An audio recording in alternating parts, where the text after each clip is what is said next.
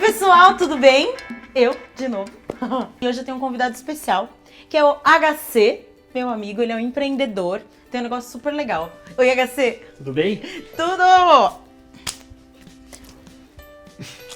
Que a gente é descolado. E hoje a gente vai falar sobre um assunto sincronizado, muito legal. Então você tá pronto pra começar o negócio? Bem, acho que não. Me fala então, HC, por que a gente ainda não tá pronto pra começar? Bom, toda ideia de negócio ela nasce da cabeça do empreendedor e o empreendedor tem certeza que ela vai dar certo daquela forma que ela foi pensada inicialmente.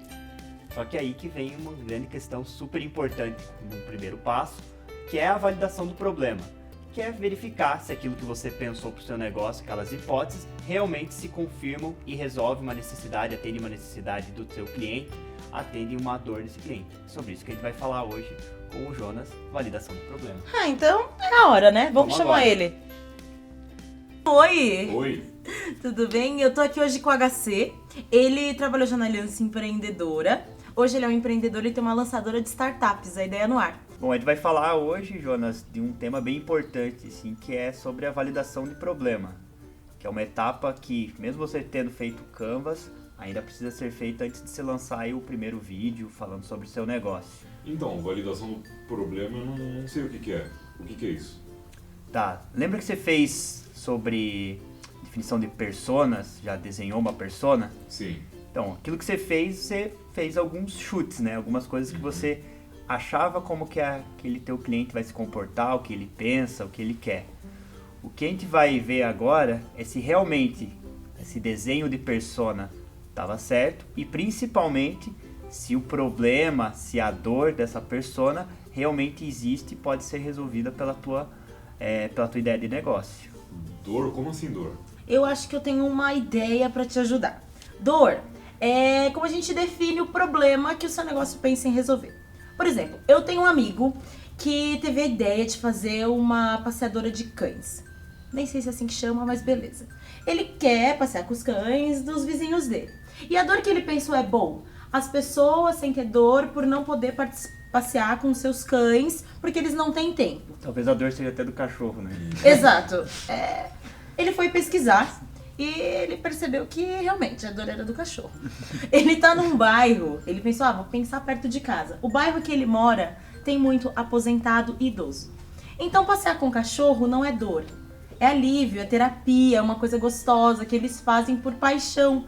Então a dor dele tava meio deslocada. Nesse caso não tem uma necessidade, você vê, assim, nesse caso, Jonas, que apesar do empreendedor ter achado que tinha uma ideia de negócio que servia para aquele público que ele queria atender, na hora que ele foi realmente conversar com as pessoas, ele viu que não era uma necessidade, logo aquela ideia de negócio não era tão boa quanto ele tinha pensado. A forma mais fácil de fazer isso é fazendo perguntas. Só que a gente tem que cuidar com perguntas abertas e perguntas fechadas. Já ouviu falar da diferença delas, Jonas? Sabe o que é a pergunta aberta e fechada? Não, o que é isso? Vou pensar assim, Rebeca. Pergunta fechada é aquela que vai te dar respostas sim ou não, é ou não é, ou só um nome. São perguntas assim importantes, mas não para esse primeiro momento de validação de problema. A gente está mais de olho nas perguntas abertas, que são aquelas perguntas que começam por quê, qual, como. São perguntas que vão fazer esse seu cliente te contarem uma história, para nessa história você ver se realmente elas têm uma dor, uma necessidade. Sim ou não, a outra é um pouco mais aberta. Mas como que eu faço isso, mais ou menos? Você vai procurar pessoas que são parecidas com aquele perfil que você já definiu. Então você vai procurar pessoas que têm uma combinação legal. Então se você definiu que a tua persona são homens, mulheres de tal idade, você vai procurar falar com isso. Cuidado para não ficar falando, né, nesse momento de validação de problema com amigo, com pai, com mãe, porque não faz sentido para aquele teu negócio, né? Eles vão responder o que a gente quer ouvir. Depois é importante também você ter uma meta de número de pessoas para falar, né? Com quantas pessoas? Falei com 5 pessoas, já validei o problema? Acho que não. Um número que a gente dá uma sugestão para começar é o número de 30 pessoas. E daí tem também onde dá para fazer esse tipo de pergunta. É importante, né? O lugar que você vai fazer. Use também a internet, ferramentas online que você tem disponível. Então, e-mail, faz um formulário online e envia para as pessoas, manda inbox para elas, usa mensagem de texto. Online você vai conseguir atingir mais pessoas, no offline você vai dar mais profundidade. Mas assim, não tem muito uma regra de que perguntas que eu faço, que perguntas eu não faço. Isso você tem que trazer uma resposta que vai te ajudar a responder aquelas hipóteses de negócio que você levantou. Mostrar se existe um problema, se existe uma dor para você atender. Quando você faz essa validação, você economiza tempo e dinheiro, porque você está colocando energia no tipo de ação que realmente vai funcionar para o seu negócio. Beleza? Acho que então é hora de você trabalhar, né? Sim. Então Obrigadão, é isso. HC, prazer. Imagina, conta com a gente também, qualquer dúvida a gente vai conversando aí nesse decorrer desse teu processo de validação do problema. Exatamente. Mãos à obra. Tchau, Jonas. Tchau. Até mais. Nossa, HC, foi bem legal conversar com o Jonas. Que essa etapa é fundamental, né? Qual que é o passo a passo disso? Primeira questão, você pega as suas personas e encontra pessoas que combinam com elas para você conversar. Conversa de que jeito? Vai fazer perguntas preferencialmente abertas, né? Para você ter mais conteúdo para você verificar se aquelas suas hipóteses realmente se confirmam, se você identifica dores e necessidades daquele teu público. Aonde que você vai fazer isso? Pode ser no online, pode ser no offline, mas o importante é escolher as maneiras. Então, vou fazer entrevista, vou fazer telefonema, vou fazer um formulário.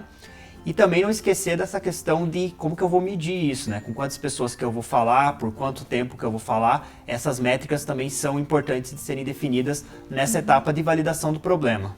Aí, você tem assim, uma dica pra gente saber quando que o problema tá validado? Tem duas coisas bem importantes. A primeira delas é você tem uma amostra de pessoas que você está falando, uma quantidade de pessoas que você está falando. Se a maioria está mostrando que aquela tua hipótese é verdadeira, você pode dar um segundo passo e avançar para uma próxima etapa. Mas muitas vezes também na qualidade da resposta da pessoa já confirma aquelas tuas hipóteses que você tinha traçado anteriormente. Isso também é uma forma de validar. Se não validou nessa primeira exercício, nessa primeira experiência, não se desespera, não se preocupa, porque o processo de validação é contínuo. Então volta, rever se você está falando com as pessoas certas, rever se a forma que você está perguntando realmente está funcionando, o canal de perguntas, então se começou no offline, talvez no online tenha um resultado diferente. Então não precisa se desesperar com essa etapa de validação. Ela é constante, mas é importante dar o próximo passo só se você realmente tiver conseguido validar esse problema. Vocês já sabem, né? Dúvidas? Aqui nos comentários. E não deixem de compartilhar como foi a experiência de validar o seu problema. Se deu certo, se não deu, quais foram as atitudes que vocês tomaram, vendo o resultado que estava sendo dado. Enfim, a gente está super curioso para ver como foi para vocês validarem o problema. Tchau! E não esqueça de validar. A Helena se perdeu meu tchau épico ontem à noite. Ai, como foi esse tchau? Falou! Aquele tipo de pinta, aquele último gás do dia, Exato. né? Tipo, Falou!